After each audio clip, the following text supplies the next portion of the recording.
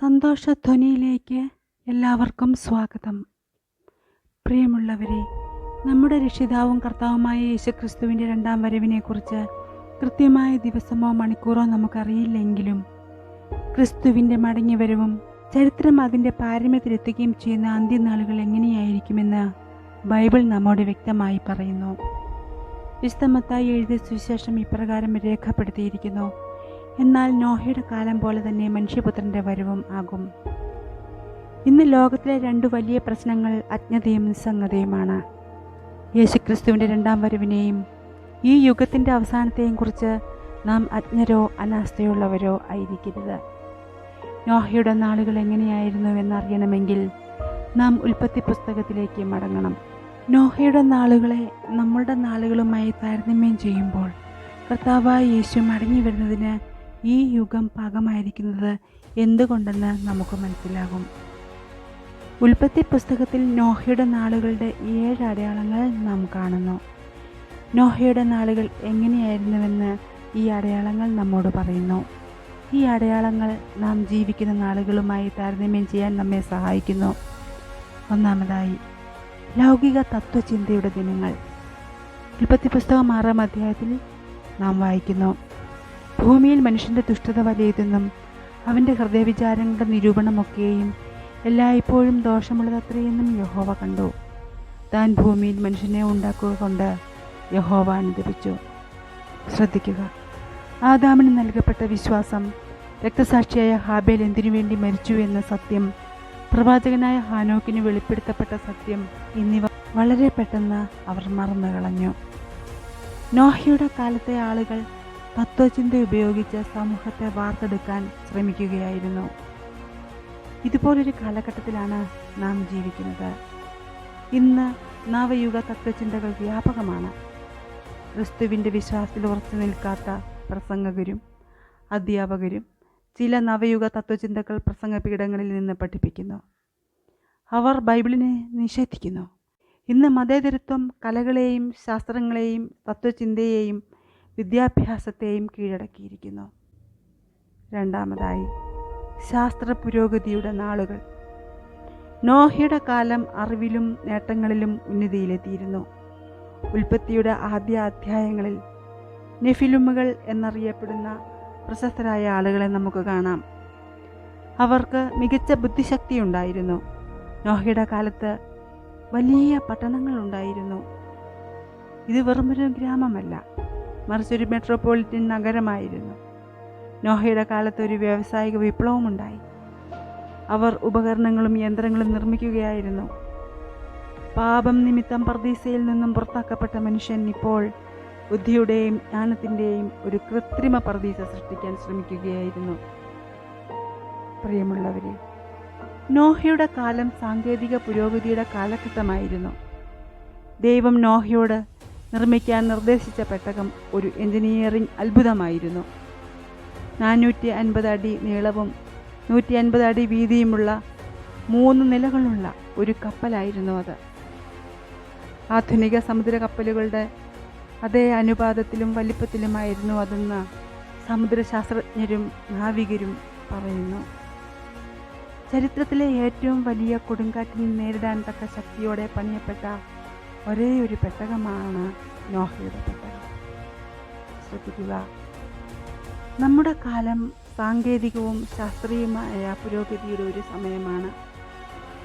നമ്മുടെ പൂർവികരുടെയും മാതാപിതാക്കളുടെയും ജീവിത കാലഘട്ടത്തിൽ ചെറിയ മൃഗങ്ങളെ വാഹനമായി ഉപയോഗിക്കുക, അതായത് കഴുത, കുതിര, കാളവണ്ടികൾ മുതലായവ ഉപയോഗിച്ചിരുന്നു. കാൽനടയായി അവർ സഞ്ചരിച്ചു പോന്നു. എന്നാൽ ഇപ്പോഴത്തെ സ്ഥിതി അതല്ല. മനുഷ്യർ ചന്ദ്രനിൽ നടക്കുന്നത് നാം കാണുന്നു. ഇന്നത്തെ ശാസ്ത്രജ്ഞർ ഇപ്പോൾ ജനറ്റിക് എഞ്ചിനീയറിംഗിൽ ഏർപ്പെട്ടിരിക്കുന്നു. നമ്മളിപ്പോൾ ഇൻ്റർനെറ്റും AI-യും ഉള്ള കാലഘട്ടത്തിൽ വസിക്കുന്നു. അടുത്തതായി, സാമൂഹിക ബാധകളുടെ നാളുകൾ. നോഹയുടെ കാലം വലിയ അക്രമത്തിൻ്റെ നാളുകൾ ആയിരുന്നു. അവർ അവരുടെ ശാസ്ത്രീയ അറിവിനെ നന്മയാക്കി മാറ്റിയിരുന്നില്ല. നമ്മുടെ നാളുകളും വലിയ അക്രമത്തിൻ്റെ ദിനങ്ങളാണ്. ആധുനിക കാലത്ത് നമുക്ക് 2 ലോക മഹായുദ്ധങ്ങൾ ഉണ്ടായിട്ടുണ്ട്. മാത്രവുമല്ല, ചെറിയ യുദ്ധങ്ങളുടെയും കലാപങ്ങളുടെയും പ്രക്ഷോഭങ്ങളുടെയും തട്ടിക്കൊണ്ടുപോകലുകളുടെയും ആക്രമണങ്ങളുടെയും ഒരു കാലത്താണ് നാം ജീവിക്കുന്നത്. പ്രിയമുള്ളവരെ, നോഹയുടെ കാലത്ത് ലോകം ദുഷിച്ചിരുന്നു. നമ്മുടെ കാലത്തും ദുഷിച്ചിരിക്കുന്നു. വിശുദ്ധ ലൂക്കോസിൻ്റെ സുവിശേഷത്തിൽ യേശു നോഹയുടെ നാളുകളെ ലോത്തിൻ്റെ നാളുകളുമായി ബന്ധിപ്പിക്കുന്നു. നോഹയുടെ കാലത്ത് ഒരു ലൈംഗിക വിപ്ലവം ഉണ്ടായിരുന്നു. അവ ലൈംഗിക വൈകൃതത്തിൻ്റെ നാളുകളായിരുന്നു. ലോത്ത് സോദോം നഗരത്തിലായിരുന്നു താമസിച്ചിരുന്നത്. ലൈംഗിക വൈകൃതത്തെക്കുറിച്ച് പറയുന്ന സോദോമി എന്ന വാക്ക് നമുക്ക് ലഭിച്ചത് ഈ നഗരത്തിൽ നിന്നാണ്. ഇന്നത്തെ ലോകം ലൈംഗിക വൈകൃതങ്ങളാൽ നിറഞ്ഞിരിക്കുന്നു. ഈ പാപങ്ങൾക്കൊപ്പമുള്ള നിജമായ രോഗങ്ങൾ പലപ്പോഴും ദൈവത്തിൻ്റെ ന്യായവിധിയല്ല, മറിച്ച് ഈ പാപങ്ങളുടെ അന്തർലീനമായ ഫലങ്ങളാണ്. റോമാലേഖനം 1:27 കാണുക. മനുഷ്യവർഗം വിവാഹത്തെക്കുറിച്ചുള്ള ദൈവത്തിൻ്റെ നിയമങ്ങൾ പാലിക്കുകയാണെങ്കിൽ ഈ രോഗങ്ങൾ അപ്രത്യക്ഷമാകും. മരണം അവരെ വേർപെടുത്തുന്നതുവരെ ഒരു പുരുഷനും ഒരു സ്ത്രീയും എന്നതാണ് ദൈവത്തിൻ്റെ പദ്ധതി. ഇന്നത്തെ സമൂഹത്തിൽ ഈ പാപകരമായ പ്രവണതകൾ വഞ്ചനാപരമായി ദുഷ്ടവും പാപപൂർണവുമായ ഹൃദയത്തിൽ നിന്നാണ് വരുന്നത്. സ്വാർത്ഥ സമൃദ്ധിയുടെ നാളുകൾ ലോത്തിൻ്റെയും നോഹയുടെയും നാളുകളിലും ഇന്നത്തെ പോലെ തന്നെയായിരുന്നു. അവയും സ്വാർത്ഥ സമൃദ്ധിയുടെ നാളുകളായിരുന്നു. സോദോമിൽ സംഭവിച്ചത് അവരുടെ അഹങ്കാരത്തിൻ്റെ ഫലമായിരുന്നു. പാപം ശക്തി പ്രാപിച്ചു. സോദോമിൽ പൂർണ്ണാപ്പമുണ്ടായിരുന്നു.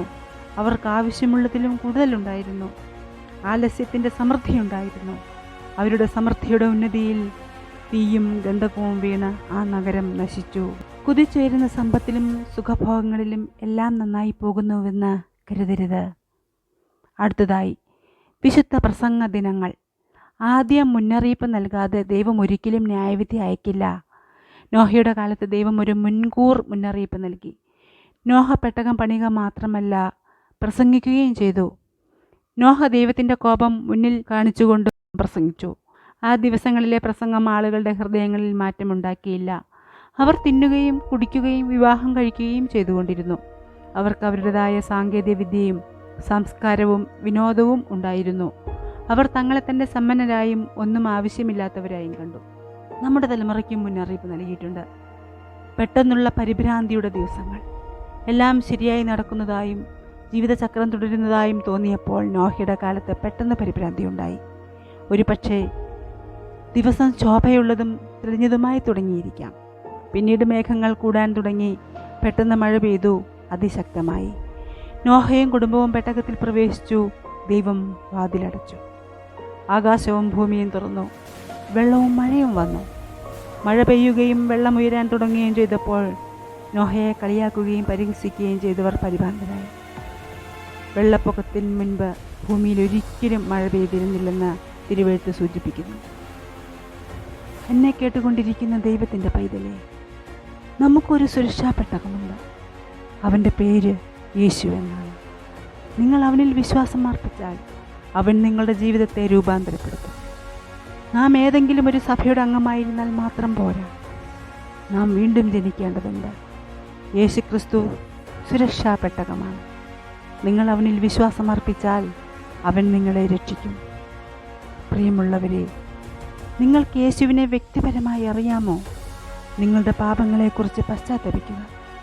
യേശുവിൻ്റെ അടുക്കിലേക്ക് തിരിയുക. യേശുവിനെ നിങ്ങളുടെ ജീവിതത്തിൻ്റെ രക്ഷിതാവും കർത്താവുമായി അംഗീകരിക്കുക.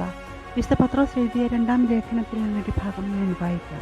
പുരാതന ലോകത്തെയും ആദരിക്കാതെ ഭക്തി കെട്ടവരുടെ ലോകത്തിൽ ജലപ്രളയം വരുത്തിയപ്പോൾ നീതിപ്രസംഗിയായ നോഹയെ 7 പേരോടുകൂടെ പാലിക്കുകയും സൊദോം ഗൊമോറ എന്ന പട്ടണങ്ങളെ ഭസ്മീകരിച്ച് ഉന്മൂലനാശത്താൽ ന്യായം വിധിച്ച് മേലാൽ ഭക്തി കെട്ട് നടക്കുന്നവർക്ക് ദൃഷ്ടാന്തമാക്കി വയ്ക്കുകയും അധർമ്മികളുടെ ഇടയിൽ വസിച്ചിരിക്കുമ്പോൾ നാൾതോറും അധർമ്മ പ്രവൃത്തി കണ്ടും കേട്ടും തൻ്റെ നീതിയുള്ള മനസ്സിൽ നൊന്ത് അവരുടെ ദുഷ്കാമ പ്രവൃത്തിയാൽ വലഞ്ഞുപോയ നീതിമാനായ ലോത്തിനെ വിടുവിക്കുകയും ചെയ്തു. യേശുവിൻ്റെ രക്തം സകല പാപവും പോക്കി നമ്മെ ശുദ്ധീകരിക്കുന്നു. ക്രിസ്തുവിലുള്ള നിങ്ങൾക്ക് സമാധാനം ഉണ്ടാകട്ടെ.